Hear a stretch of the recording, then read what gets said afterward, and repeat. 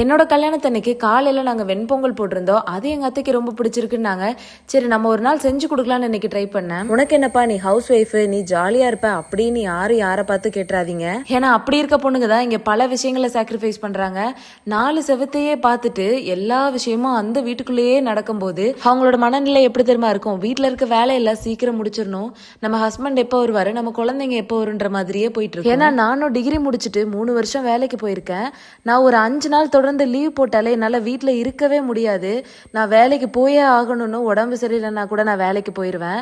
இப்போ வீட்டுக்குள்ளேயே இருக்கும்போது அதோட அட்மாஸ்பியர் ரொம்ப டிஃப்ரெண்ட்டாக இருக்குது. எல்லா ஹஸ்பண்ட்ஸும் நம்ம வீட்டில் இருக்க எல்லாம் நல்லா சாப்பிடணுன்றதுக்காக தான் போராடுறாங்க. எல்லா ஹவுஸ் ஒய்ஃப்ஸும் நல்லா ஹெல்த்தியாக சாப்பிடணுன்றதுக்காக தான் போராடுறாங்க. ஸோ 2 பேரோட நோக்கமும் ஒன்று தான். கணவன் மனைவிங்கிறவங்க எப்பவுமே ஒரு ராஜா ராணி மாதிரி 2 பேருமே உட்கார்ந்து சாப்பிடணும். ஒருத்தர் நின்று பரிமாறுறதும் ஒருத்தர் உட்கார்ந்து சாப்பிட்றதும் இல்லாமல் 2 பேருமே ஈக்குவலாக ஷேர் பண்ணி சாப்பிட்டு பாருங்க.